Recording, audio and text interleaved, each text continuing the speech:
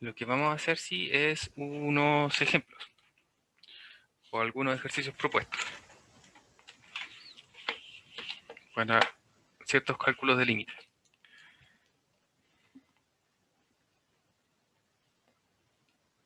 Entonces vamos a ver como ejercicios durante al menos los próximos 5 o 7 minutos. Entonces calcular los siguientes límites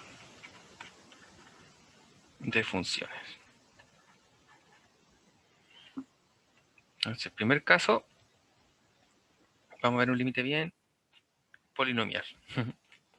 Vamos a considerar el límite cuando x tiende a 1 de la función x cuadrado más 3x menos 4. Entonces, como vemos, una función polinomial podemos utilizar álgebra de límites, ¿cierto?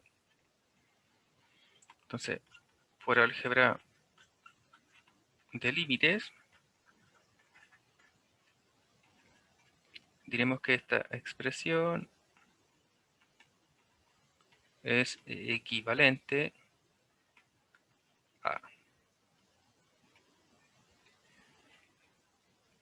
Entonces, esta expresión es equivalente a. Entonces, tenemos que el límite cuando x tiende a 1. Voy a escribirlo esta vez sin paréntesis, pero sabemos que es todo. De esta curva, sabemos que por álgebra de límites podemos separar la suma, ¿cierto?, en cada uno de sus componentes. Entonces, esto es el límite cuando x tiende a 1 de x cuadrado más. Además, sabemos que 3 es constante, entonces puede salir la constante. X tiende a 1 de x menos el límite cuando x tiende a 1 de 4. Sabemos por la propiedad de las potencias, que si no me equivoco era la 5 o la 6, ya no recuerdo bien, de álgebra de límites, que esto es equivalente al límite cuando x tiende a 1 de x todo elevado a 2, ¿cierto? Recordemos que cuando sucedía esto, era lo que nos permitía después sacar el del x elevado a n. De hecho, creo que ya vimos que x elevado a n era inmediatamente valor. El segundo caso sabemos que se mantiene, y el último caso también. Entonces, en este caso voy a copiar simplemente. Igual. Y aquí sabemos que el de caso de x era simplemente evaluar. Entonces tenemos 1 al cuadrado. Este también es 1, ¿cierto? Entonces tenemos 3 por 1 menos. Y el límite de la constante sabemos que es la constante. Eso también lo hemos probado. Por lo tanto, simplemente basta sumar, ¿cierto? Entonces tenemos 1 más 3, 4, menos 4, 0. Entonces, en este caso, utilizando álgebra de límite, hemos encontrado que el límite de esta función, cuando x tiende a 1, es 0.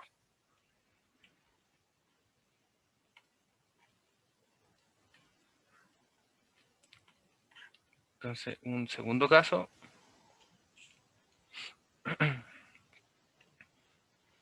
consideremos el límite cuando x tiende al infinito de la función 1 sobre x cuadrado más 3x menos 4, es decir, el inverso multiplicativo del anterior, ¿cierto? Solo que ahora nos aproximamos hacia el infinito. Entonces, cuando tenemos que sacar el límite de funciones de este tipo, siempre que x tiende al infinito o al menos infinito, el mayor de los recursos a utilizar es factorizar por la variable de mayor grado. En este caso, la variable de mayor grado es x cuadrado. Entonces factorizamos numerador y denominador por x cuadrado. Entonces, al hacer eso, ¿cómo nos va a quedar la expresión? Entonces vamos a tener el límite cuando x tiende al infinito. Entonces, ¿cómo factorizamos el numerador? Vamos a hacer todo el paso. Si factorizamos por x cuadrado el numerador, esto es 1 sobre x cuadrado, ¿cierto? Que si multiplico esto me da 1. Bastante artificiosa esta factorización, pero siempre resulta.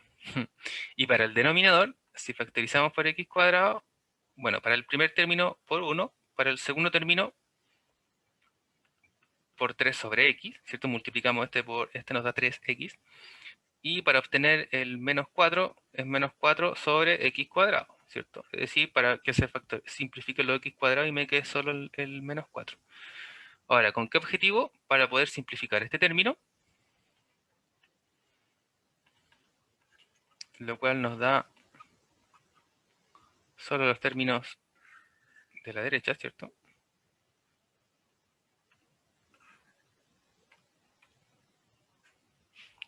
Nos da solo estos términos. Y podemos ahora hacer acercando al límite o hacer tender el límite. Ya, entonces, nosotros recordemos que vimos que el límite cuando x tiende al infinito de la función x a la menos n es 0, ¿cierto? Ahora, el x a la menos n significaba, en otras palabras, que era 1 sobre x elevado a n, donde n era un número natural cualquiera, es decir, 1, 2, 3, 4, 5, ¿cierto? Hasta el que queramos. Entonces, el 1 sobre x cuadrado ya sabemos que va a ser 0. En este caso, podemos factorizar por 3 por 1 sobre x. Y la última también, ¿cierto? Entonces, en el fondo, lo que esta cosa implica es que cualquier límite de este tipo, cualquier, cualquier límite cuando x tenga a infinito, de un 1 sobre x elevado a algo, a cualquier cosa, es 0. ¿Ya? Entonces,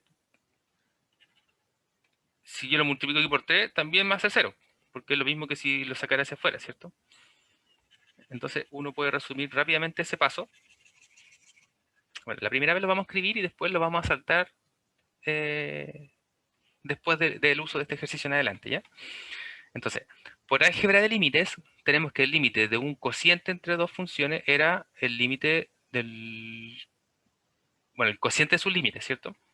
En otras palabras, significaba que yo podía aplicar el límite en el numerador y en el denominador. Entonces aplico el límite en el numerador. Entonces el de acá arriba ya sabemos que lo podemos aplicar por lo que vimos anteriormente. Y también lo vamos a aplicar en el denominador. Y por álgebra de límite también lo podemos separar, ¿cierto? A todas las cosas. Entonces vamos a hacer los dos pasos en una. Si lo separamos en el denominador va a quedar 1, me va a quedar el límite cuando x tiende a infinito, este era infinito, perdón, de 3 sobre x. Entonces vamos a escribirlo como 1 sobre x y el 3 lo vamos a dejar afuera. Menos, lo mismo la última componente, vamos a dejar 4 por el límite cuando x tenga a infinito de la función 1 sobre x cuadrado, ¿cierto? Porque sabemos que multiplicar 4 por 1 sobre x cuadrado es 4 sobre x cuadrado. Entonces lo único que hicimos aquí fue ir separando para poder aplicar S, para poder aplicar S, ¿cierto? Que en el fondo tienen que ver con la relación que vimos anteriormente. Entonces la relación que vimos anteriormente nos decía que esa cosa era inmediatamente cero. Entonces quiere decir que este límite va a ser cero, este límite va a ser cero, este límite va a ser cero. Entonces 4 por 0, 0, 3 por 0, 0. Entonces en el fondo lo único que nos queda es 0 sobre el límite de la constante 1, que sabemos que es la constante. Y sabemos que 0 sobre 1 no es nada más que 0. Es decir, el límite de toda esta cosa era 0. Entonces, uno de los grandes recursos, como decía, que se utiliza para determinar límites cuando x tiende al infinito o al menos infinito, es emplear esta factorización de modo de utilizar que el límite cuando x tiende a infinito de la función 1 sobre x elevado a algo real, es 0. ¿Ya? Entonces, inmediatamente vamos a poder eliminar un montón de términos, ¿ya? Y si sabemos que esto nos da un número real, entonces su límite existe. En el caso de que se indefine de alguna manera o nos da infinito, en ese caso, ¿cierto? Sabemos que no existe, o bien podemos concluir que existe una recta asíntota a la curva en ese punto, en alguno de sus comportamientos. Entonces, para terminar, vamos a dejar solo enunciado el tercer ejercicio con el cual vamos a comenzar la siguiente clase. Entonces, vamos a ver el límite cuando x tiende a infinito de x cubo más 5 sobre x cuadrado más 3x menos 4. Este es un más, perdón. ¿Ya? Entonces ahí noten la diferencia entre los grados, ¿cierto? Este x cubo, este x cuadrado. Entonces, vea usted cuál será la forma más representativa, digamos, más útil de considerar la factorización empleada anteriormente. Bien. Estábamos factorizando por los términos, cuando teníamos una función racional y teníamos un límite hacia el infinito, íbamos a factorizar siempre por el término de mayor grado Es decir, dejar todo en la forma 1 o cualquier cosa aquí, digamos, supongamos A, un número real, A sobre X elevado a cualquier otra cosa. Y siempre que teníamos límite, cuando X tiende a infinito de esta cosa, esto sabíamos que era cero, ¿cierto? Entonces, en cuanto a la aplicación que hicimos una con función racional y lo que fue factorizar por la variable de mayor grado. Es decir, lo que quisimos hacer fue deshacernos de todos los límites, principalmente era eso, ¿cierto? Y quedarnos solo con constantes. Entonces vamos a hacer lo mismo con el ejemplo que quedó. Entonces tenemos un cociente de dos polinomios, ¿cierto? Tenemos grado 3 arriba, grado 2 abajo. Entonces vamos a factorizar por el de mayor grado, que sería el x al cubo. Es decir, vamos a reexpresar esta función como límite cuando x tiende a infinito.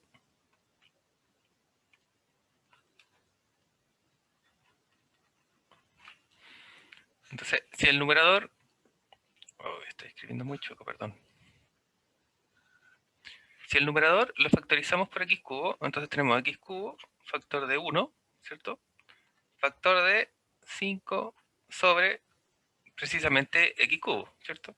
Entonces aquí, en el fondo, para el que le cuesta un poquito factorizar esta cosa, a pesar de lo sencillo que es, recordemos que lo inverso va a distribuir, ¿cierto? Entonces x cubo por 1, x cubo por 5 sobre x cubo, se simplifica el x cubo y me da 5, ¿cierto? Y vamos a hacer exactamente lo mismo en el denominador. ¿Y con qué grado deberíamos eliminar aquí? Con el menor de ellos, ¿cierto?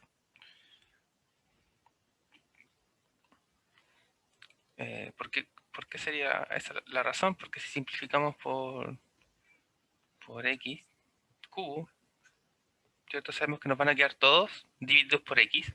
Y al sacar el límite nos va a quedar dividido 0, esa cosa no existe, ¿cierto? Bueno, entonces nos queda 1, nos queda 3 sobre x y nos queda 4 sobre x cuadrado, ¿cierto? Entonces nuevamente aquí en el caso de uno comprueba, distribuye y debería dar lo mismo. En el caso contrario es porque nos faltó algún término. Entonces podemos simplificar.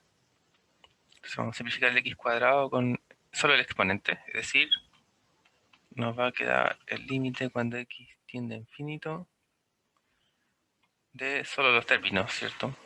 Yo voy a hacer un poco de trampa. Oh,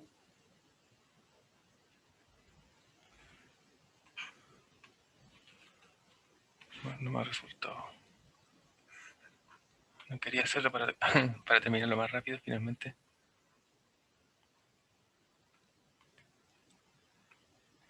Ya, entonces eso nos quedó... Ah, nos quedó un x arriba, sí.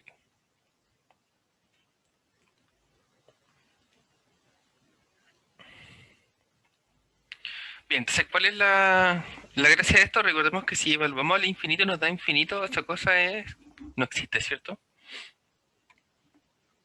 Bueno, entonces en este caso, si hacemos tender al infinito, en este caso, nos queda un x en el numerador, ¿cierto? Entonces, si al evaluar en el límite del infinito, bueno, aquí uno generalmente lo que hace es separar, ¿cierto?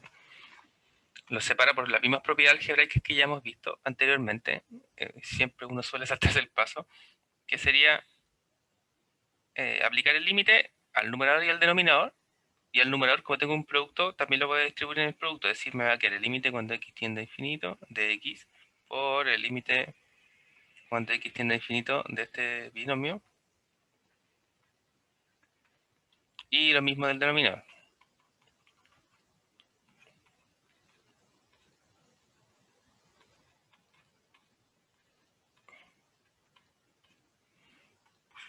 Ya, entonces, ahora, recordemos que en todos estos casos, bueno, aquí también se separa por la suma, ¿cierto? Acá también, pero vamos a saltarnos ese paso.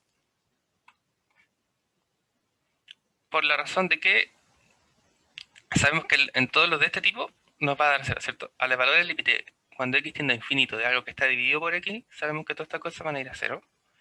Entonces nos queda aquí el 1 que es constante, el 1 que es constante, y aquí nos queda x. Entonces en este caso nos queda solo el límite cuando x tiende a infinito de x. Cosa que claramente vemos que es infinito y que sabemos que en el caso del límite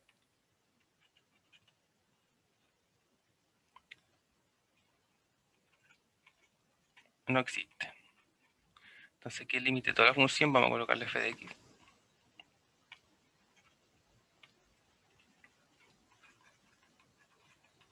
No existe.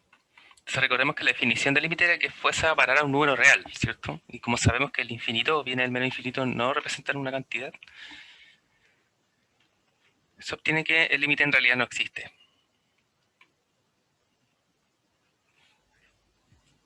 Bien. Bien, vamos a aprovechar entonces y hacer otro ejemplo antes de continuar, porque como dijimos, habíamos visto límites hacia el infinito, tanto cuando nosotros nos aproximamos al infinito en nuestro análisis, o bien cuando el resultado de un límite era el infinito. Recordemos que lo vimos que eso se asociaba a las rectas, tanto verticales como horizontales, ¿cierto? Asíntotas a la curva, a la curva, que eso se refiere al gráfico de la función de la cual estamos analizando el límite. Y lo que venía ahora eran funciones trigonométricas, ¿cierto? Entonces vamos a hacer un ejemplo más antes de ir hacia los límites de los valores trigonométricos. Que generalmente sabemos que ahí es todo un mundo nuevo, además, ¿no? Dentro de las funciones trigonométricas hay un montón de propiedades y generalmente uno no está tan acostumbrado a trabajar con ellas, entonces es importante manejar bastante bien con las cosas más sencillas de funciones como polinomios o funciones racionales antes que entrar directamente. Entonces vamos a ver varios ejemplos para apoyar los ejercicios que ustedes están haciendo. Entonces nuevamente ahí se les recuerda apoyarse en los ejercicios del capítulo de límites del Stuart o bien del Thomas. Entonces vamos a terminar como ejercicio el límite cuando x tiende a 0 de la función 1 menos la raíz cúbica de la expresión 1 menos x, todo sobre 3x.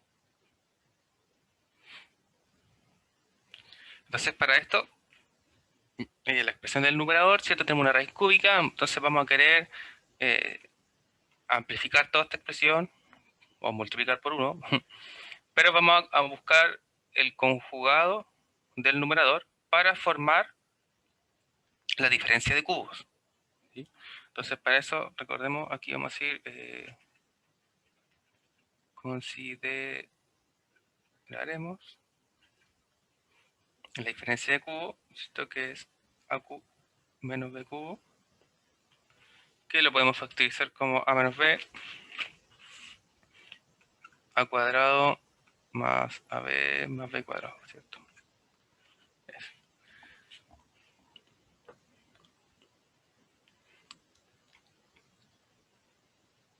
Entonces sabemos que este también es al cubo, entonces podemos emplear dicha factorización.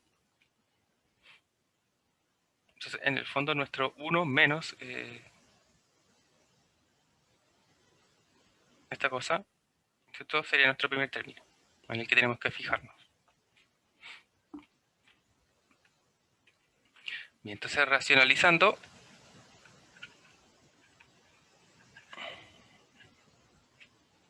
entonces vamos a trabajar solo la expresión aquí por separado y luego evaluar el límite una vez que tengamos una versión algebraica equivalente a esta. ¿Cierto? Solo para no reescribir el límite todo el rato. Entonces, vamos a trabajar solo con la expresión, la vamos a reducir y luego vamos a volver a aplicarle el límite. Entonces tenemos la expresión de la función dada y lo que vamos a hacer es armar esta cosa, ¿cierto? Armar esta diferencia de cubos para poder eliminar la raíz cúbica. Entonces, lo que uno hace es considerar nuestro término como esta parte. Entonces, lo que tenemos que hacer es, como ya sabemos que a es 1, b es la raíz cúbica de 1 menos x, entonces vamos a reemplazar en esta expresión. Entonces vamos a amplificar por esta expresión dividida esta misma expresión, ¿sí? Para que en el numerador me quede la diferencia de cubo y poderle sacar la raíz cúbica. Entonces es como, no nos va a importar mucho el denominador, ¿cierto? Porque si hacemos tender x a 0, se van a ir muchas cosas. Y entonces esa es nuestra primera intención. Vamos a marcar con amarillo mejor. Entonces,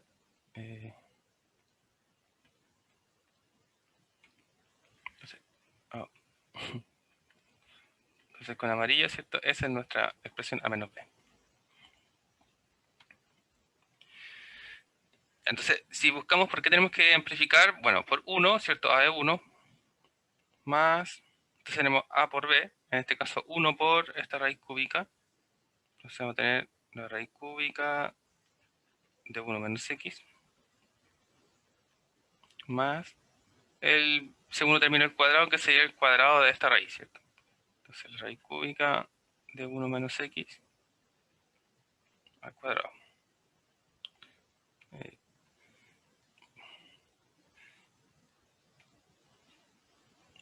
Eso.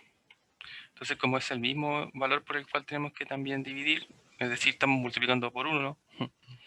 Pero el producto del numerador sabemos que lo que nos da es esta diferencia de cubos, que era lo que buscábamos, ¿cierto? Entonces lo que nos da es el primer número al cubo, que sabemos que es 1, menos la raíz cúbica de esta expresión elevada al cubo. Entonces nos queda el numerador. Sabemos que cuando el argumento de la raíz, cuando los exponentes son impares, no hay problema con los signos.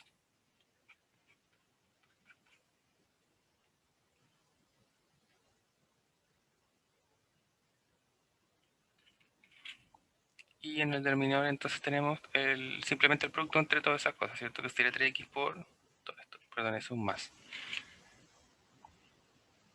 Entonces, como este caso es lo mismo, simplemente repito esta ecuación aquí.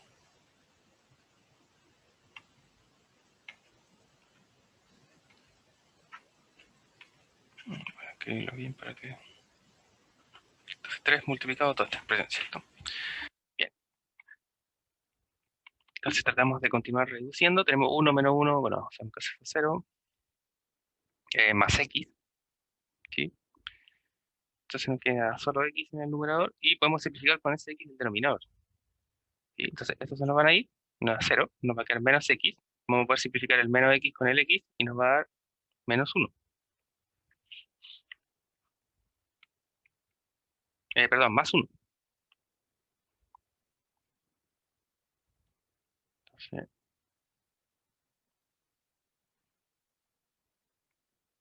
nos va a quedar 1 y exactamente la expresión del denominador sin el 3.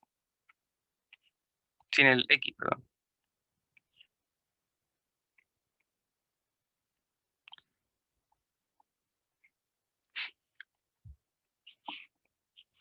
Bien. Entonces, estas expresiones son equivalentes, lo que quiere decir que podemos evaluar el límite en la expresión que hemos obtenido recién. Entonces aquí notamos que al evaluar x cuando tiende a 0 se nos van a ir muchas cosas, nos van a quedar 1, 1 y 1. Entonces luego, el límite cuando x tiende a 0 de la expresión original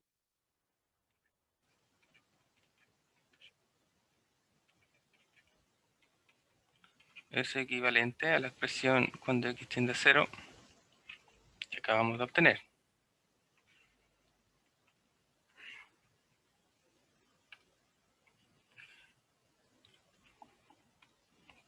Entonces si hacemos tender x a 0, notamos que tenemos 1 más, acá si la expresión es 0, tenemos 1, nuevamente acá tenemos 1, ¿cierto? Es decir, tenemos un noveno. Es decir, el límite de toda la expresión es un noveno.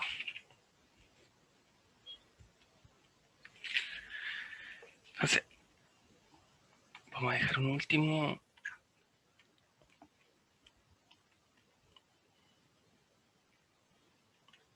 Vamos a llamarle 5 ese. Entonces vamos a ver que el límite cuando x tiende a 1 de la expresión 1 sobre 1 menos x menos 3 sobre 1 menos x cubo. Entonces notamos acá que tenemos una expresión cúbica nuevamente en su denominador, como diferencia de cubos, ¿cierto? Entonces, aquí vamos a tener que hacer una factorización de ese mismo tipo. Entonces, vamos a colocar nuevamente aquí usando que 1 menos x cubo.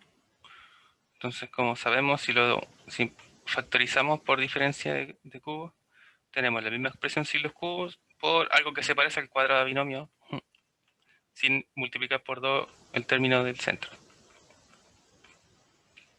Y todo positivo, ¿cierto? Entonces, tenemos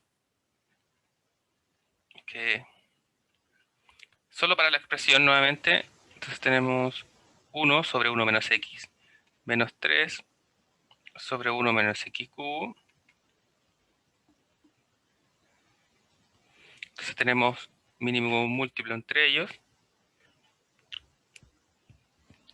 Entonces, como ya vimos acá,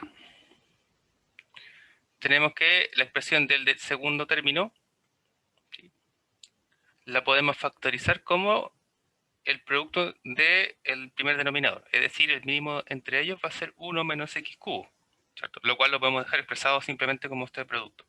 Entonces, 1 menos x, factor de 1 más x cuadrado.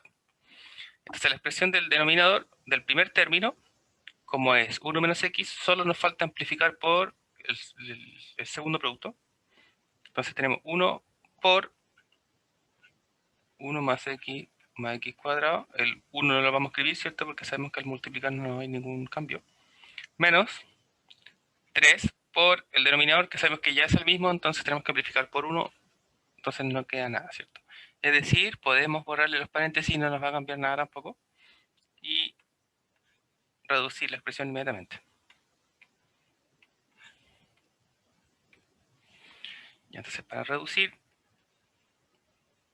tenemos, vamos a reordenar, x cuadrado más x menos 2. El denominador se mantiene el mismo.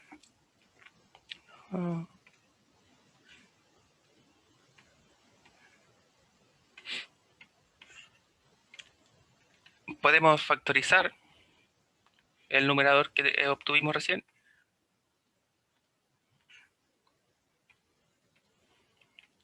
¿Cierto? Entonces vamos a buscar dos valores, tales que multiplicados me den menos 2, que la suma me dé más 1. Entonces aquí tenemos 2 y 1. Entonces, para que la suma sea positiva, el mayor debe ser positivo y los signos deben ser distintos para que su producto sea negativo. Bien, entonces notamos que tenemos un término que es el inverso del otro. Entonces, por ejemplo, para esta parte aquí, hay que notar que x menos 1 es lo mismo que menos 1 menos x, ¿cierto? Es decir, aquí, en el caso que nos quede la duda, usted distribuye, tiene menos 1, menos por menos más x, ¿cierto? Y sabemos que podemos cambiar el orden de los factores y no hay ningún problema. Entonces, este término acá lo vamos a reescribir como menos 1 menos x para poder simplificar con el par de su denominador. Entonces, vamos a escribir menos x más 2. Este le vamos a cambiar de esta forma, ¿cierto? Entonces, 1 menos x, perdón. Y el denominador se conserva de la misma forma.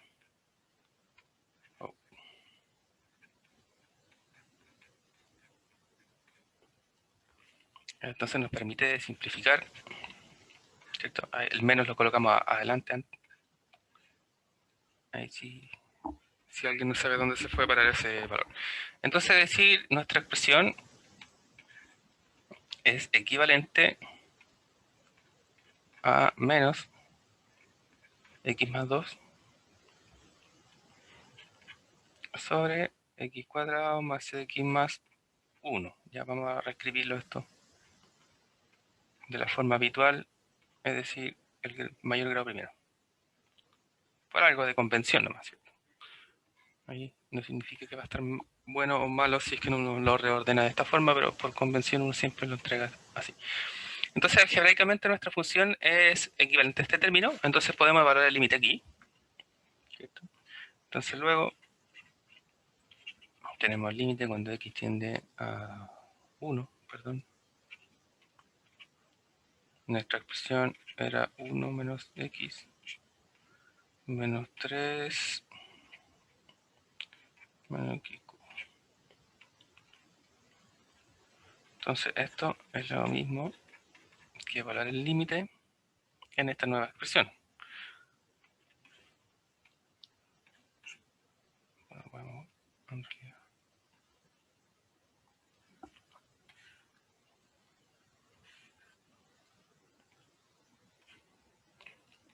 Y entonces sabemos que por propiedad de límite podemos sacar el menos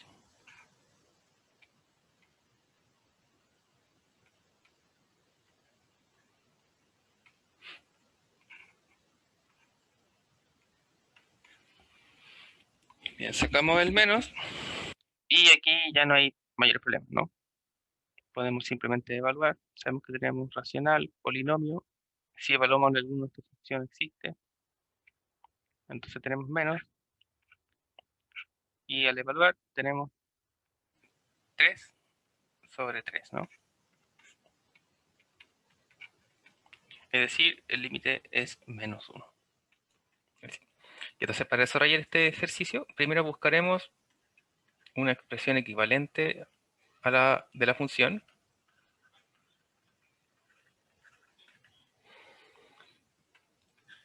Entonces para eso, bueno, en vez de tener igual, vamos a amplificar por el conjugado del numerador.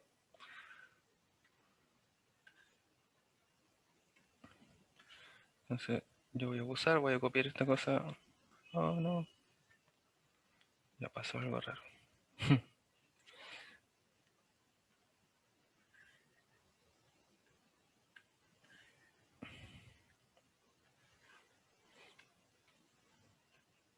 Ya, entonces amplificamos por el conjugado del numerador, es decir, el signo diferente al medio, ¿cierto? Tal como uno habla de conjugados los complejos. Conociendo que el producto entre los numeradores nos va a dar suma por su diferencia, es decir, cada uno de estos términos al cuadrado, ahí vamos a despejar la raíz tranquilamente, y en el denominador simplemente nos va a quedar un producto entre todo nomás, ¿sí? Entonces, efectuamos el producto, como dijimos en el denominador nos va a quedar todo nomás, ¿cierto? Entonces es lo primero que vamos a añadir, es decir, nos va a quedar seno cuadrado de x, todo multiplicado por la expresión. Y lo que sabemos es que en el numerador se nos van a eliminar las cosas, ¿cierto? Entonces ahí ojo con los signos. Y el coseno de x. Entonces nuevamente tratamos de ir reduciendo.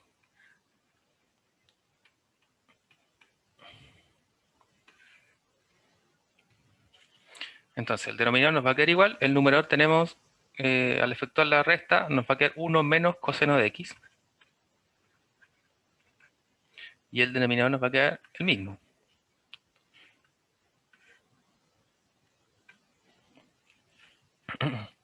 Entonces notamos que el seno cuadrado de x aquí nos molesta un poco, ¿ya? Entonces si queremos reducirlo, porque sabemos que si esta cosa tiene 0, el seno de 0 es 0, entonces tenemos que buscar una forma de poder eliminar el seno cuadrado de x. Entonces para eso recordamos algunas identidades trigonométricas.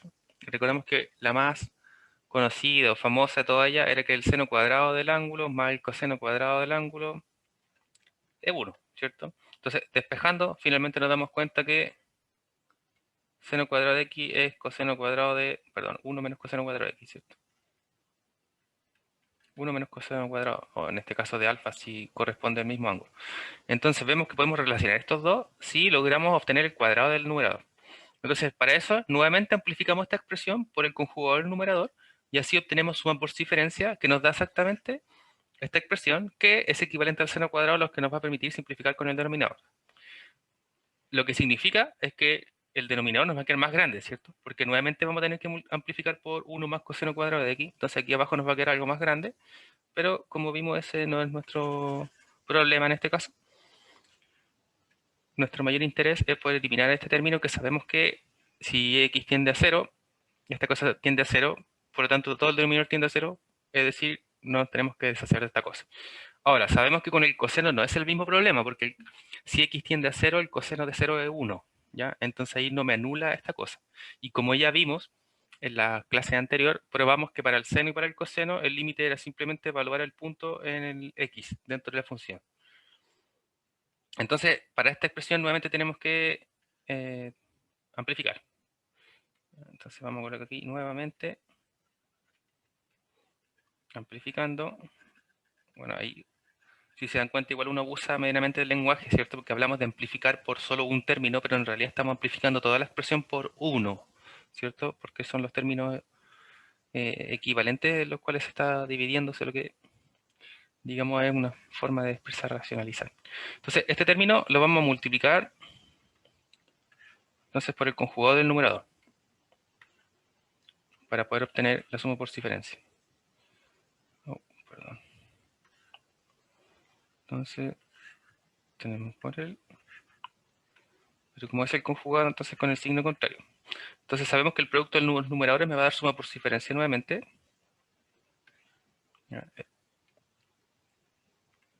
Y lo que significa suma por diferencia en el fondo es el cuadrado de la diferencia, ¿cierto? Bueno, sabemos que el cuadrado de 1 es 1, así que no lo vamos a escribir. Pero el cuadrado del coseno corresponde. Y en la expresión del denominador, entonces, vamos a tener el producto nomás entre todos. Entonces, producto... Oh, perdón. Producto de 1 más coseno de x. Entonces aquí, recordando esta expresión, vamos a colocar por acá como seno cuadrado de x es 1 menos coseno cuadrado de x. Entonces, o simplemente eso en realidad como observación, y seguimos la misma igualdad hacia abajo. Entonces en este siguiente paso nos va a quedar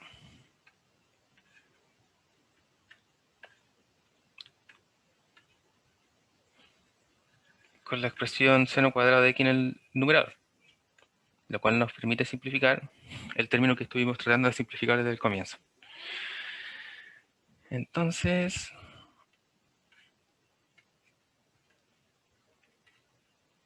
algebraicamente nuestra expresión es equivalente a este término.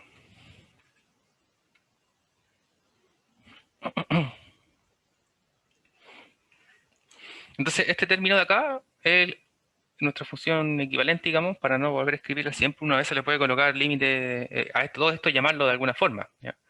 Obviamente también eso pasa, supongamos uno dice acá, este va a ser f mayúscula de x, ¿ya? Si el otro era f de x, este f mayúscula de x, ¿con qué objetivo?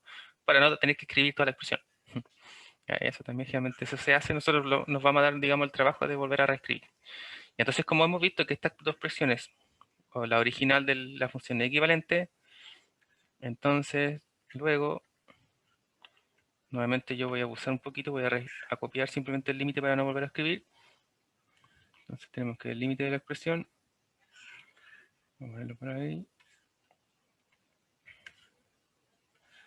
Entonces luego el límite es igual a el límite cuando x tiende al mismo término, solo que ahora de la expresión que acabamos de encontrar.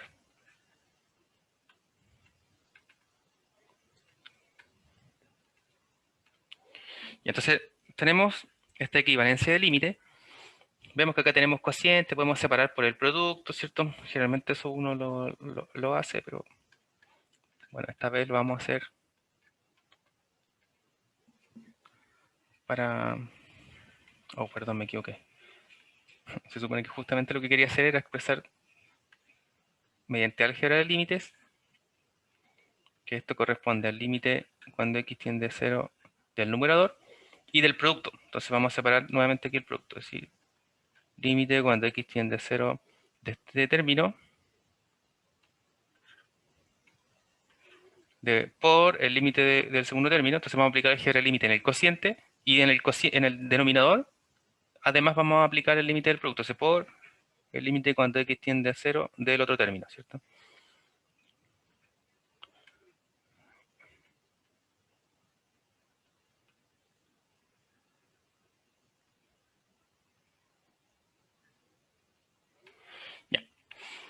Bueno, aquí, digamos, uno dice nuevamente mediante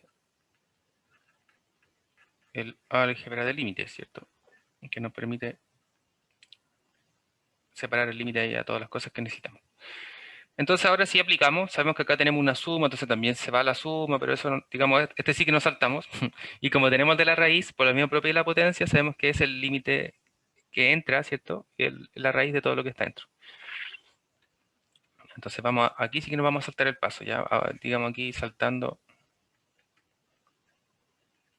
el paso de ingresar el límite a cada término. Entonces esta cosa en realidad es nuevamente por mediante álgebra de límites. Entonces sabemos que, bueno, en el numerador tenemos el límite de una constante de 1. En el denominador, si lo separamos por la suma, tenemos el límite de la raíz de 2, que nuevamente es raíz de 2, ¿cierto? Porque es constante.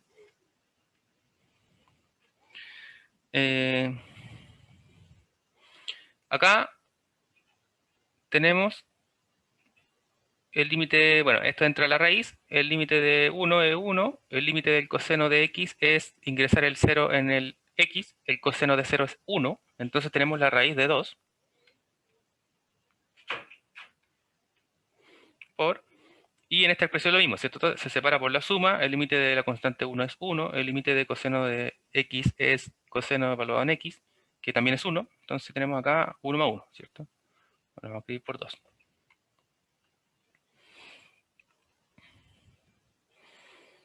Expresión equivalente, entonces tenemos 1, abajo tenemos 2 raíz de 2 por 2, ¿cierto? O 4 raíz de 2, o raíz de 8, que es lo mismo, ¿cierto?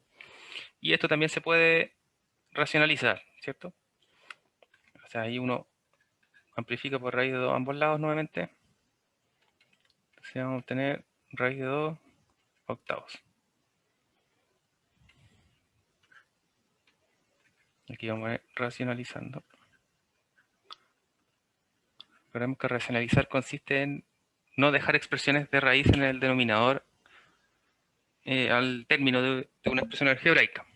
Ahora, cuando uno analiza el límite, busca lo contrario, ¿cierto? Nos dimos cuenta que era más útil eliminar las raíces del numerador, pero en realidad eso consistía, como vimos, porque si el límite es cuando x tiende a cero, muchos términos del denominador se van a eliminar, siempre y cuando nos aseguremos que no todo depende de un múltiplo de x, ¿ya? En cuyo caso se anularía todo, digamos, y ahí ese recurso no sería útil para nada.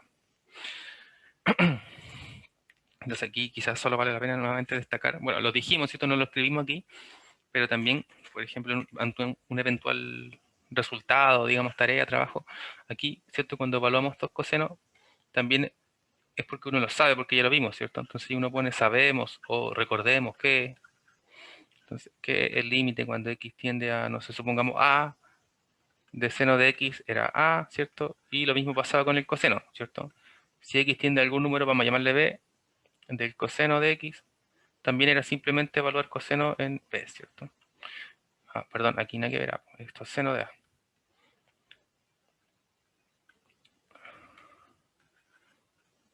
Seno de a.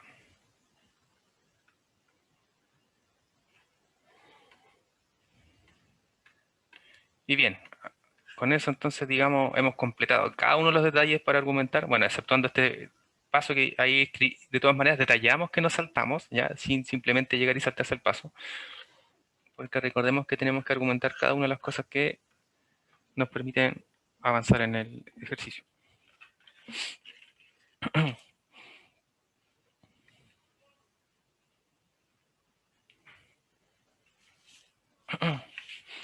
Ya, entonces para esto primero va a haber una definición que habíamos mencionado acerca de esta acotado. Entonces, observación, bueno, observación con más ganas de definición, diremos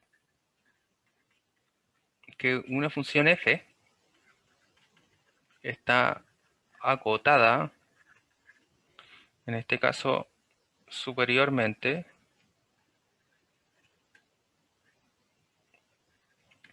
si existe un valor, vamos a decir un número real, un valor, vamos a llamarle m, mayor que 0, es decir, positivo, tal que la imagen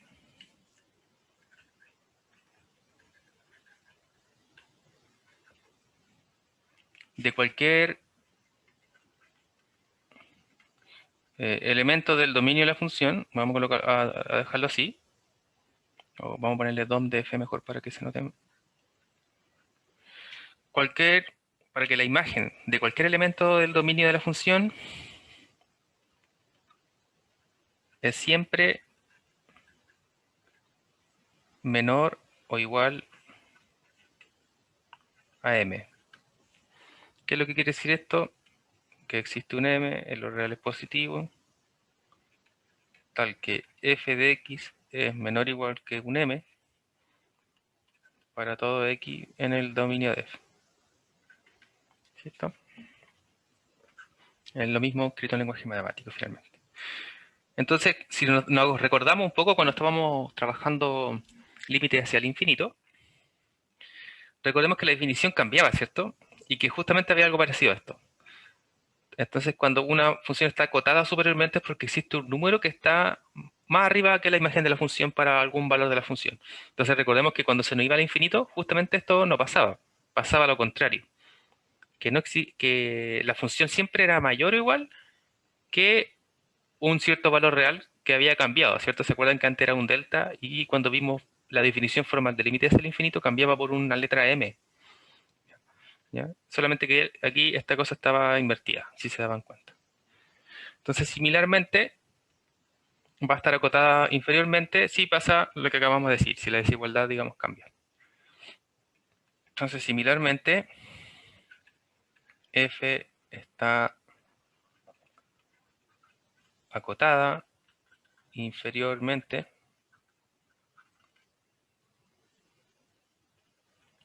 si existe un m mayor que 0, tal que la función es mayor o igual que este cierto m para todo x del dominio de la función.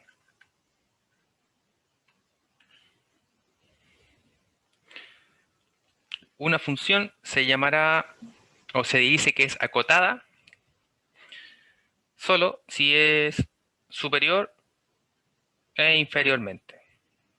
Entonces, digamos, una función está acotada inferiormente o bien es acotada superiormente, y en el caso de que una función esté acotada tanto superior como inferiormente, se dice que es simplemente acotada. Profesor, ¿Sí? una consulta. En la definición de acotada inferiormente, Ujú. eh, ¿no debiese ser m menor que 0? Que es acotada inferiormente. Ah, tiene sentido, a ver, veamos. Si tenemos una función, a ver, analicemos. Yo me imagino una parábola Ujú. con raíces, pero con concavidad hacia arriba, digamos. Ya, Es acotada inferiormente, claro, pero ese m, si fuese positivo, no me sirve porque los f de x entre las raíces son negativos. Serían menores que el m. claro, tiene sentido. Pero de todas maneras, si estuviese acá en ese caso, seguiría siendo acotado, ¿no?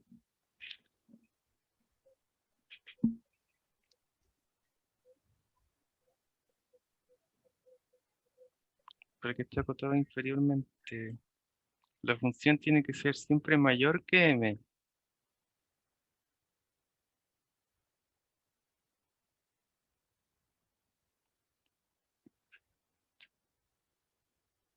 Porque la imagen de función está en y.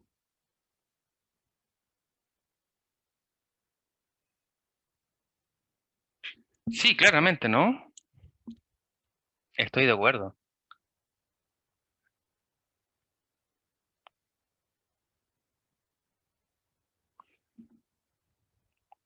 Sí, estoy de acuerdo. Porque claramente para cualquier valor positivo mayor que cero, sí, sí va a ocurrir esta cosa, ¿no?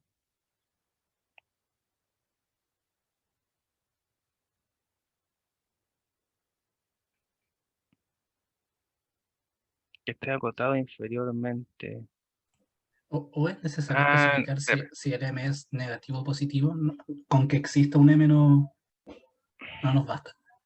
A mí me parece que necesariamente debe ser real positivo. De hecho, creo que lo mejor es que verifiquemos con el texto. Pero me parece que tiene que ser positivo eh, y quiero confirmar mejor.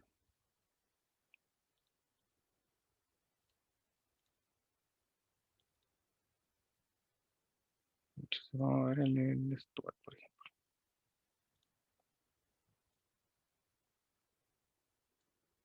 Lo estoy compartiendo todo, ¿cierto? Ya, entonces funciona acotada. Entonces, para no demorarme, creo que simplemente voy a buscar esa cosa.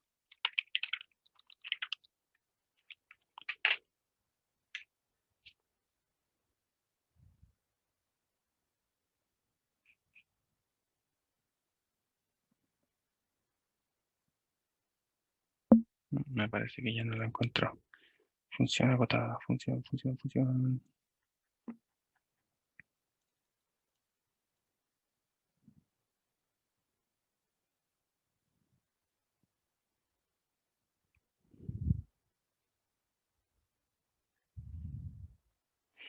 Mm,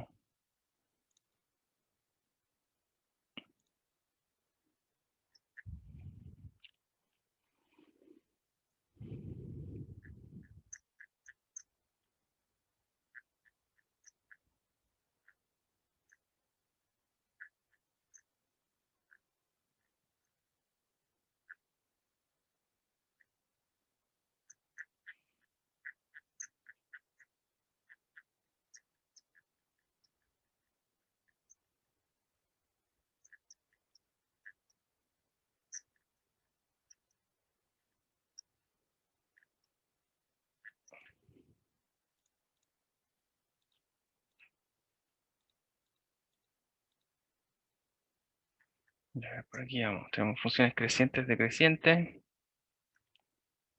estrictamente crecientes, periódicas, funciones pares e impares, exponenciales.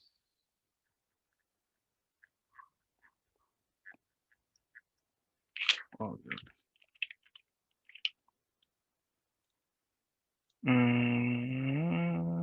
ya, vámonos a la segura entonces.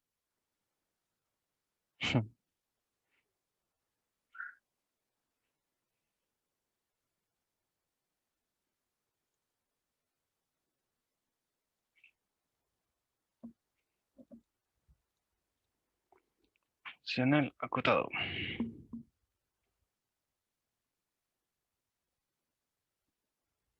Operador lineal acotado.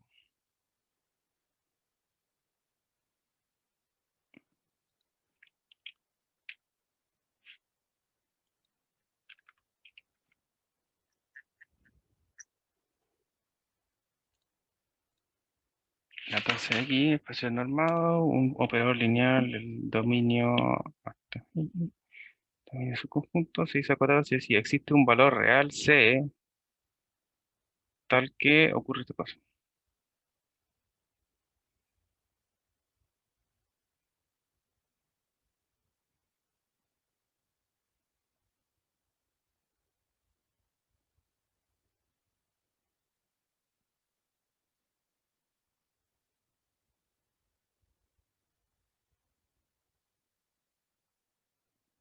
Claro, en la definición formal para operadores lineales no acotados, sale que C es un número real.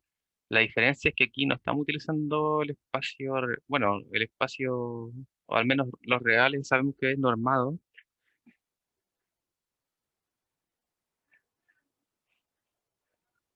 pero son continuos.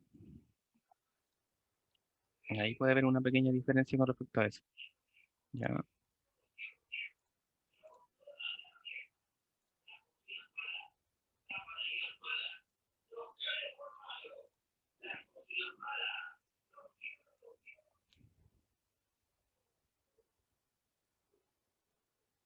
Yo me atrevería simplemente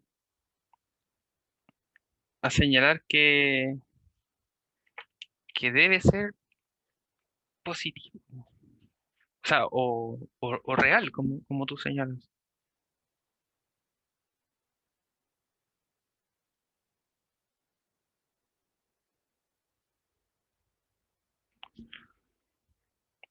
Porque veamos, para que sea acotada superiormente, el valor que queremos nosotros es que esté más arriba que en algún punto de la función. ¿Ya? Finalmente, esa es, digamos, la idea general de acuerdo a la definición. Si nuestra curva, digamos, una cosa por el estilo, lo único que queremos saber es que existe un punto más arriba, digamos acá, el m, ¿cierto? Tal que este valor es mayor que la función, para cualquier valor de la función. Y con eso basta para ver. Y en el caso contrario, digamos, vamos a llamarle m', exactamente el mismo caso, solo que este m tiene que estar abajito. Ahora, si la función está acá, la función pasa para acá o la función pasa para acá, eso debería ser totalmente indiferente a lo que nosotros estamos definiendo.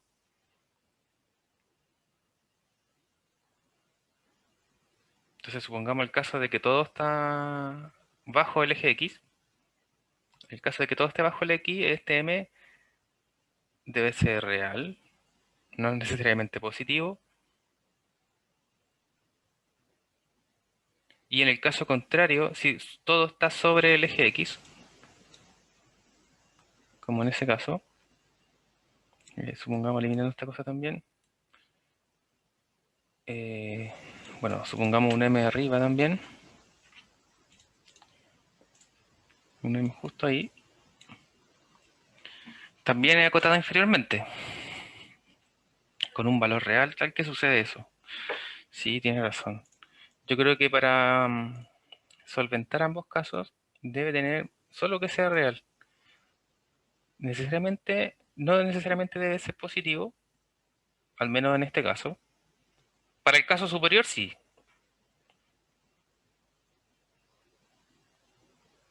Para el caso superior, sí, porque...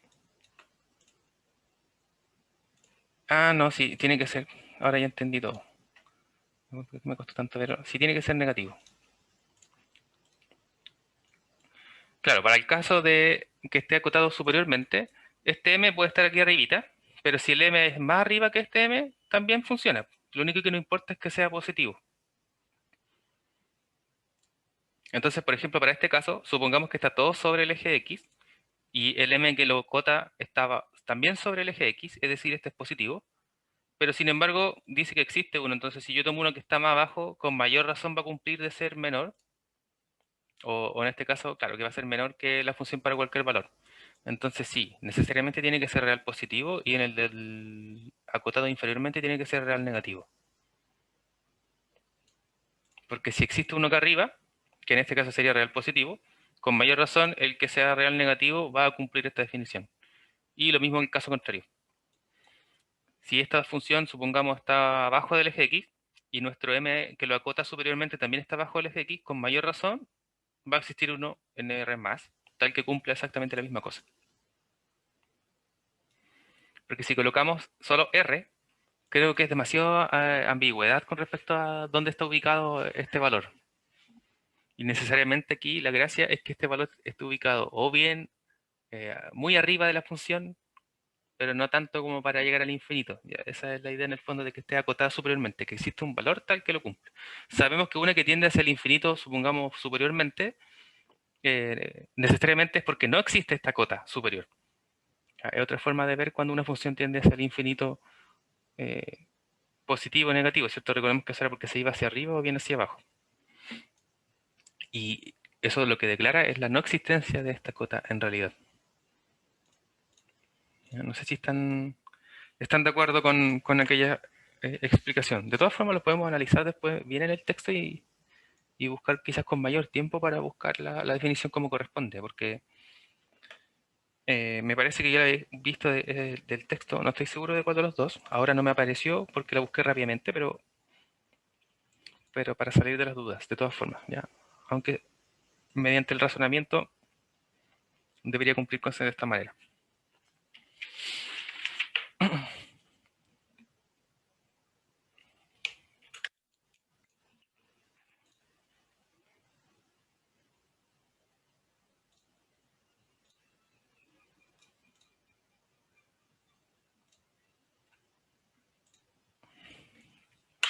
Entonces vamos a poner otros ejemplos. Tengo un par de ejemplos más interesantes.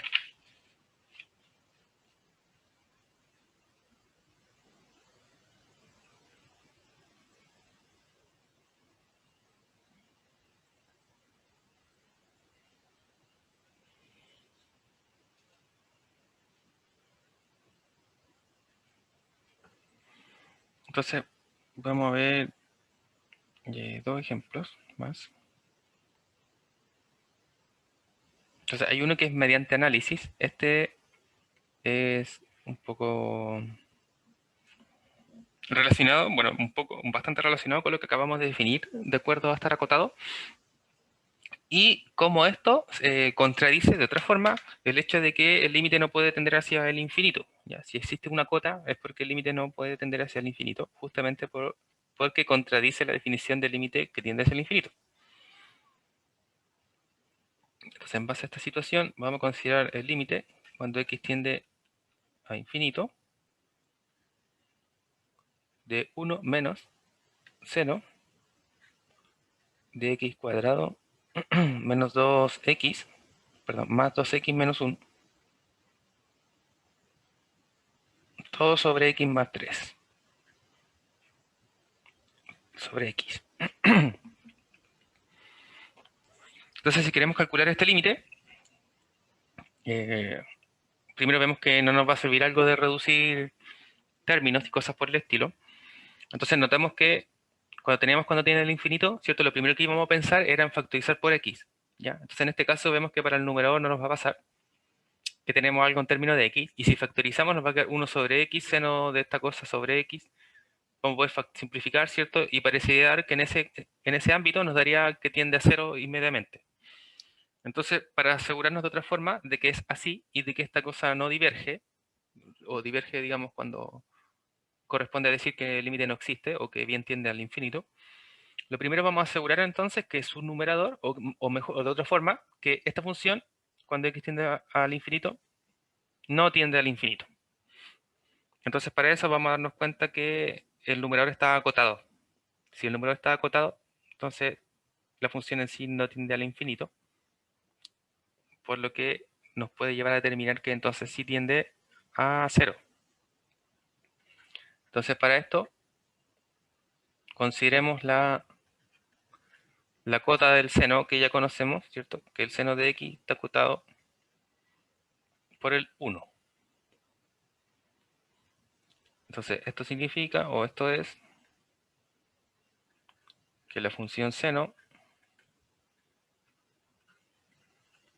está acotada. Entonces,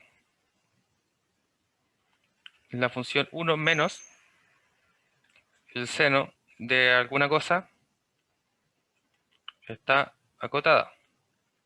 Entonces, ahora, de alguna cosa, ¿cierto? Esta cosa corresponde justamente a lo que tenemos ahí arriba, pero lo vamos a llamar aquí alguna cosa, simplemente. Estrellita, vamos a decir. Esto significa que si su numerador está acotado, entonces significa que el límite cuando x tiende al infinito de, de esta función no puede ser infinito.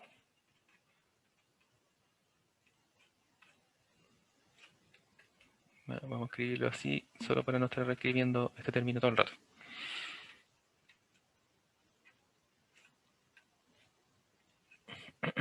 Y como, el límite, cuando x tiende a 0, de cualquier cosa constante, o aquí uno puede decir m, ¿cierto? Sobre x es 0, entonces,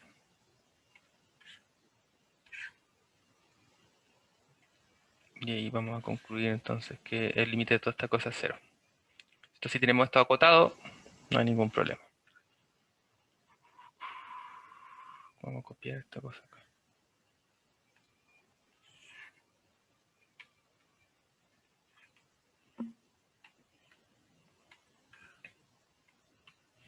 Y entonces, en base a la cota, podemos ver o analizar que no tiende al infinito, algo que pensamos que tendía al infinito dada su naturaleza.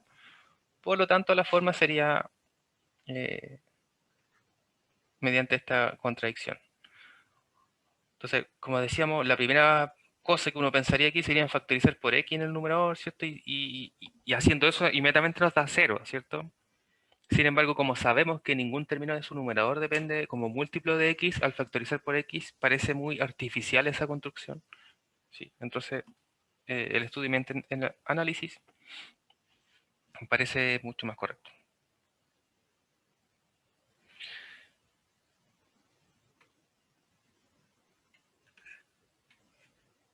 Veremos otro ejemplo. Este va a ser más complejo. Me parece que es uno de los últimos ya de los ejercicios que tengo en cuanto a funciones trigonométricas. Hasta pasar ya a análisis más geométricos con respecto a ya las asíntotas horizontales o verticales de una función. Entonces, para ello, vamos a considerar la función f de x definida por partes. Esta función va a tomar la forma 1 sobre x menos 1, todo factor de 1 menos el coseno evaluado en pi factor de x menos 1. Si x es distinto de 1 y va a tomar el valor 0 si x vale 1. Entonces lo que vamos a pedir es calcular el límite cuando h tiende a 0 de f de 1 más h menos f evaluado en 1 sobre h. ¿Cierto? Lo que ya saben ahí algunos que esto corresponde a la definición de la derivada. Sin embargo, lo estamos haciendo a través de la definición de límite. Entonces, aplicando propiedades de límite que hemos visto hasta ahora. Entonces, en este primer caso, como vemos la definición de la función, notamos que al querer determinar el límite cuando h tiende a 0, deberemos evaluar la parte superior de la función, ¿cierto? Es decir, cuando x es distinto de 1, y solo en el caso de hacer una sustitución o cambio de variable que nos puede hacer cambiar el límite cuando tiende a 1, ¿cierto? Ahí hacer una evaluación directa, digamos, respectivamente. Entonces, para hacer este ejercicio, vamos a notar que se hace un pequeño arreglo para poder formar algo que ya hemos probado. Entonces, nos vamos a basar en el fondo, vamos a colocar aquí como recordatorio, que ya vimos que el límite cuando x tiende a 0 de el seno de x sobre x era 1, ¿cierto? Entonces, esto, si nos damos cuenta, podemos hacer un cambio de variable aquí con x. Entonces, por ejemplo, si uno pone ax, seno de valor de x, y aquí ax, también sigue siendo 1, ¿cierto? Porque en el fondo uno dice, se posea ax igual a t, entonces cambia todo por t y es exactamente la misma cosa, es equivalente por así decirlo. Y entonces de eso vamos a hacer uso. Ahora, como lo expliqué bastante rápido esta cosa, quizás conviene hacer la observación primero y luego utilizarla, ¿ya? Entonces, vamos a colocar eso mejor. Observación. Como ya vimos que el límite cuando x tiende a 0, recuerden que esto lo probamos por el teorema del sándwich, ¿no? Del seno de x sobre x era 1. Entonces, al sustituir, digamos x igual a cualquier cosa, o bueno, antes de hacer esto en realidad, entonces para el caso, eso sí, para el caso del límite, cuando tengamos ax tiende a 0, de la función seno evaluado en ax, de ax, también es 1, ¿cierto? Simplemente por hacer ese cambio de sustitución. Supongamos uno dice t igual a x, entonces me cambia al límite de t tiende a 0, el seno de t sobre t, y eso sabemos que también es 1 porque nos da lo mismo si la variable vale x, vale t, vale a, vale cualquier letra, ¿cierto? Entonces, es un arreglo de este tipo el que vamos a tener que utilizar para resolver lo que estamos viendo. Bueno, entonces, para determinar este límite, es decir, el límite cuando x tiende a 0 de f de x es el límite cuando x tiende a 0. Vamos a utilizar entonces la parte de arriba de la función, ¿sí? Y lo que queremos determinar era el límite de f valor 1 más h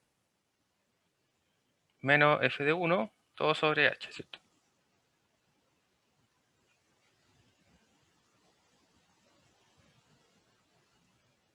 Entonces miramos acá primero cómo van a ser algunos valores, ¿cierto? F de 1 por separado, ¿cierto? F de 1 es cuando x tiende igual a 1, esta vale 0, ¿cierto?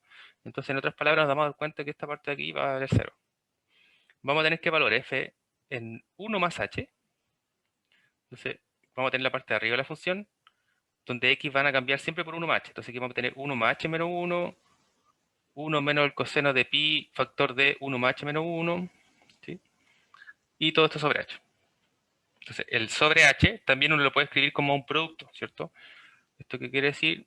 Nuevamente, si lo vamos a escribir por aquí al ladito, si tenemos, supongamos, ax sobre h, esto es lo mismo que escribir ax por 1 sobre h, ¿cierto?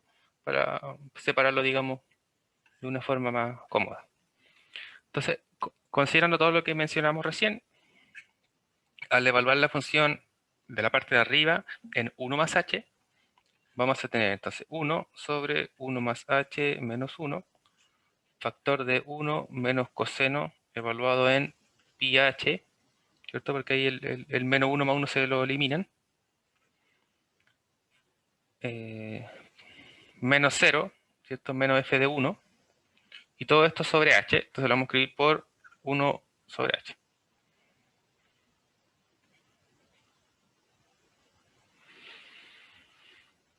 Bueno, entonces aquí hay algunas cosas que se van a reducir, ¿cierto? Entonces nos va a quedar 1 sobre h por todo este producto. El 0 no nos vamos a escribir. Y nos queda por 1 sobre h, ¿cierto? Entonces en el fondo nos vamos a quedar con el límite cuando x tiende a 0 de solo este producto, que sería 1 menos, bueno, en realidad ya no es producto.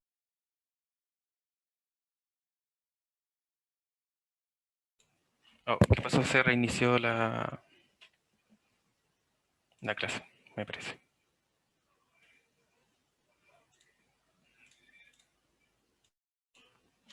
Ahí sí. ¿Me escuchan? ¿Sí? Sí, se escucha. Parece que solo yo me desconecté como un segundo y volvió. Pero al menos la grabación sigue. Ya es segunda vez que me pasa esa cosa. Gracias por confirmar.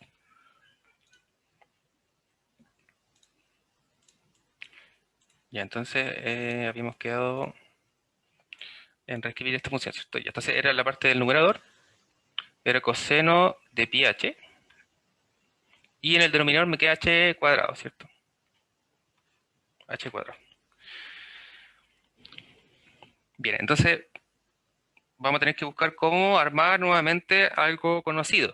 Entonces, como tenemos 1 menos coseno de algo, ya sabemos que si amplificamos por el conjugado del numerador, vamos a obtener el suma por su diferencia, y que como vimos en el ejemplo anterior, es equivalente a tener el seno cuadrado del argumento que sería de pi h.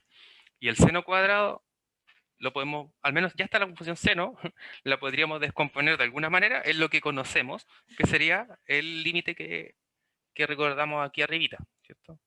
Eh, oh, aquí, ¿cierto? Porque tenemos ya relación con respecto a seno, y eso es lo que queremos buscar. Entonces vamos a amplificar por esto mismo, en cuanto al conjugado del numerador, ¿cierto? Entonces sería 1 por 1 más coseno de pi h sobre el mismo término. Entonces vamos a tener el límite cuando x tiende a 0 de el cuadrado del primero menos el cuadrado del segundo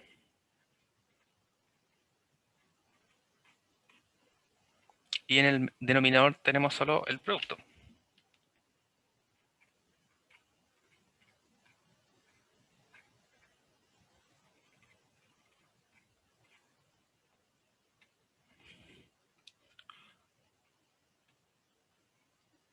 Ahí sí. Entonces sabemos que el numerador lo podemos cambiar por la identidad del seno.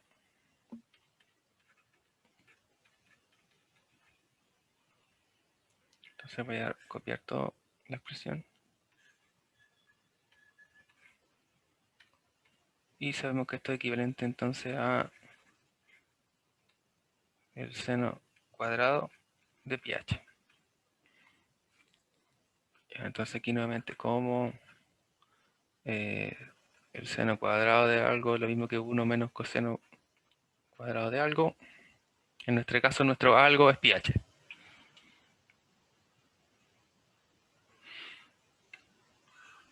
Entonces esto lo vamos a separar en un producto.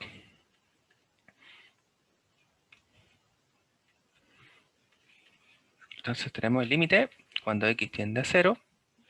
Entonces vamos a separar esto en un producto que nos sirve demasiado. Este producto que nos sirve demasiado, entonces va a ser separar el seno con el h cuadrado para formar algo parecido a lo que queremos acá, ¿cierto? De seno de x sobre x, o de seno de algo x sobre algo x. Entonces tenemos el seno cuadrado de pi h. Vamos a considerar este sobre h cuadrado. Y el otro término lo vamos a dejar solito. Es decir, 1 sobre 1 más coseno de pi h. Entonces, a conveniencia, digamos, este término, separamos el producto de este denominador, ¿cierto? Para, mediante álgebra de límite aquí, separar, ¿cierto? Y entonces aquí vale la pena hacer nuevamente una observación aquí al ladito. Entonces, mediante álgebra de límites y considerando. Entonces, lo que vamos a considerar acá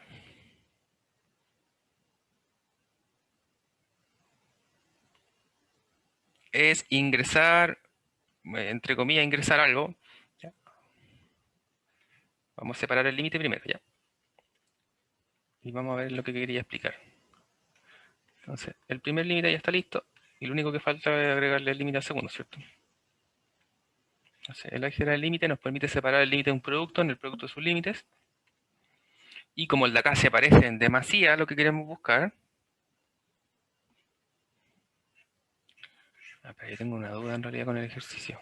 Ya me di cuenta recién. Mira, lo que queríamos buscar es cuando h tiende a 0. ¿Sí? Si se dan cuenta. Cuando h tiende a 0 y yo escribí x en todas partes. Ya, no me di cuenta, pero parece que ustedes tampoco porque ninguno me hizo la observación.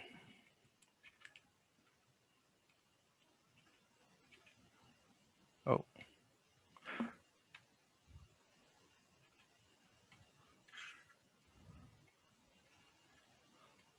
Es h, ¿cierto? Y entonces este término de acá, lo que queremos es que se parece mucho al seno de algo sobre ese mismo algo. ¿Sí? Entonces recordemos que el seno cuadrado de pi h significa seno de pi h todo eso al cuadrado, ¿cierto? Y como justamente nuestro terminador también está al cuadrado, podemos elevar todo al cuadrado.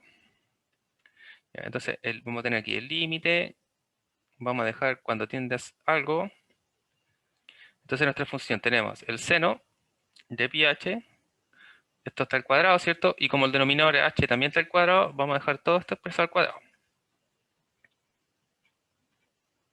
¿Ya? Porque normalmente sabemos que con la potencia aquí no hay problema, el límite lo podemos ingresar y el de adentro sabemos que va a ser 1 y ahí tampoco hay ningún problema.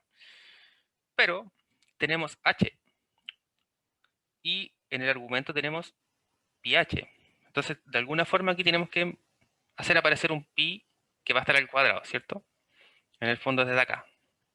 Entonces, ¿cuál es la única forma? En realidad es multiplicar por 1. Y ese multiplicar por 1 nuevamente vamos a considerar pi cuadrado sobre pi cuadrado.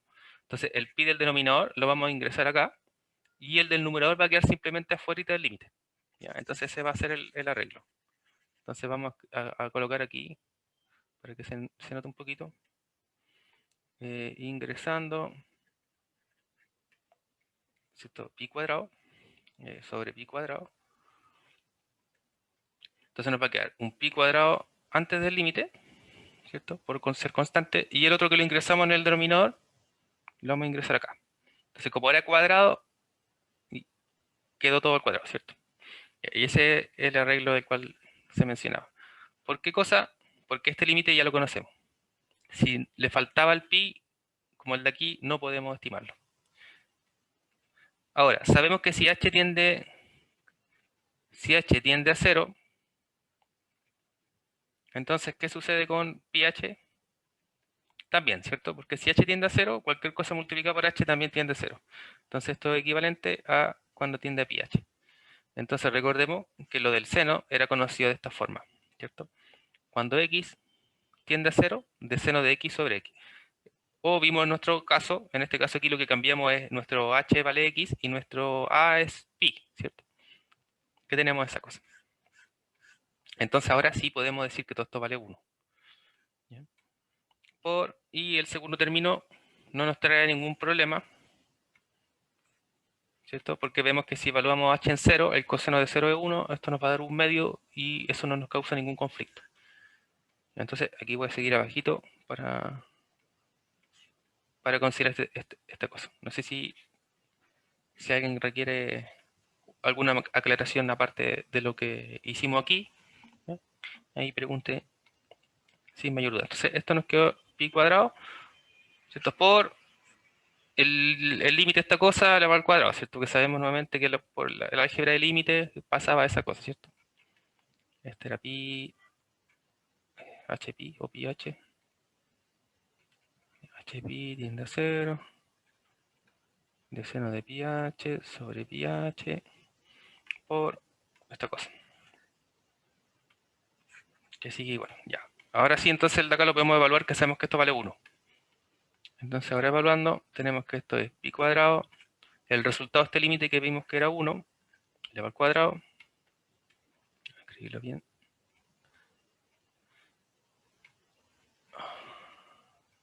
Así. Y este límite de acá, nuevamente, ¿cierto? Separamos el cociente en el numerador, en el denominador. El numerador es una constante, así que me da 1. En el denominador separo por la suma.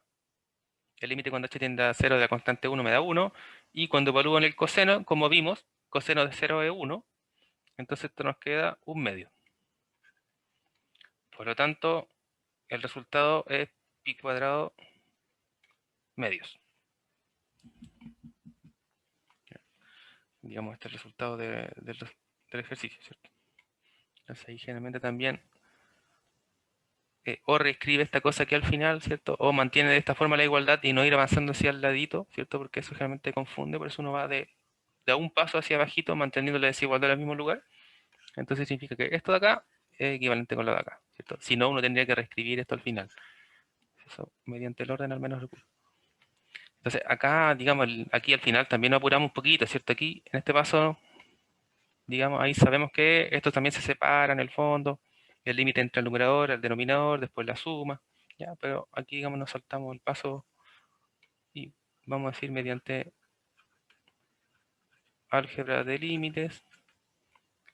Y como sabemos además que el límite cuando x tiende a de coseno de x, perdón, es coseno de a, ¿cierto? Eso es lo que nos permite llegar y evaluar el h aquí en el coseno, ¿cierto? Eso. ¿Alguna duda, chicos? ¿Qué les pareció aquí el uso de este límite? Muy artificioso, muy rebuscado, ¿cierto? Al principio siempre parece ser un truco bastante extraño y después notarán, probablemente en un par de ejemplos más, que se utiliza mucho cuando hay trigonometría de esta forma, con este elevado al cuadrado o depende del coseno del seno, que se hace uso de este límite que, como señalamos ya que era bastante importante, va a utilizarse de muchas formas.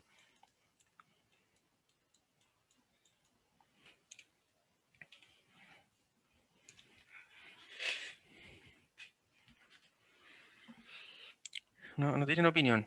No, se quieren guardar la opinión. Ah, según yo, era como medio, más o menos rebuscado. Era rebuscado, ¿cierto? Y yo Sí, creo que la primera vez que estudié exactamente el mismo límite me pareció la misma impresión. muy Y, rebuscado. y bueno, creo que justamente por eso la idea de exponer este tipo de ejercicios y ejemplos, porque parecen más, bueno, posteriormente parecen más comunes de lo que se esperaría. Entonces, generalmente los ejemplos que yo les voy a exponer, vamos a partir siempre siendo ejemplos más o menos sencillos, pero la mayoría de las veces voy a tratar de exponer los ejemplos que uno nunca trataría de hacer el ejercicio solo porque parecen muy difíciles o son muy complejos en su desarrollo. ¿Ya? Entonces, por eso, más que para que se asustasen, digamos así, de que veamos que los ejemplos son muy difíciles, finalmente se darán cuenta, para aquellos que han visto las pautas de los certámenes o de los quiz de la asignatura del semestre anterior, que hay ejercicios de alta complejidad en algunas de las pruebas como de este tipo.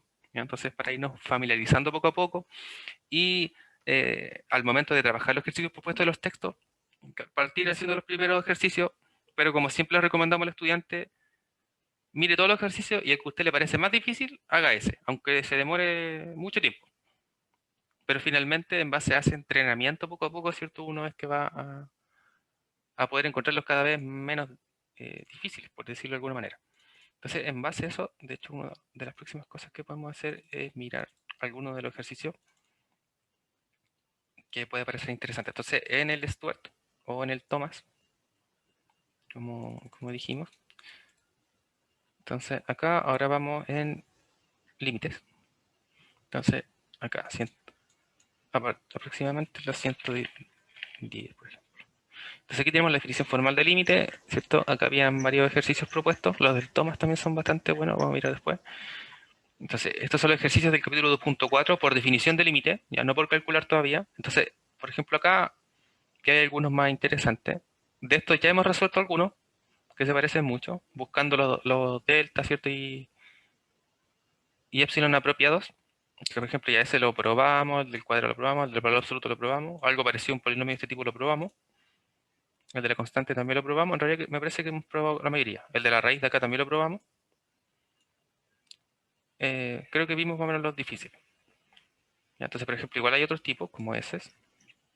Ahora, los que tienen muy números decimales, cosas por el estilo, son muy de aplicación, digamos, lejos un poco del análisis que queremos dar nosotros. ¿Ya? Entonces, recomendaría eso. Entonces, como ya vimos ahora aplicaciones de este tipo, ya vimos, por ejemplo, el teorema de la compuesta. Todavía no vemos continuidad, entonces aquí, por ejemplo, nos damos cuenta que este capítulo ya responde a funciones continuas. Entonces, en los ejercicios de acá, probablemente van a salir cosas de continuidad, si se dan cuenta. Pero, en cambio, se trabaja mucho con límites todavía. Estos son los ejercicios del Stuart. Por otro lado, el Thomas es una variable, también es muy recomendable. Bueno, se darán cuenta después cuando lleguemos a derivadas, que en su segunda página tiene un formulario de todas las derivadas. ¿Ya? Por ejemplo, aquí se dan cuenta, ¿cierto? Las fórmulas, álgebra de derivadas, funciones, las derivadas de las funciones, entonces, para que le saquen bastante provecho a estos textos, ahí se recomienda bastante.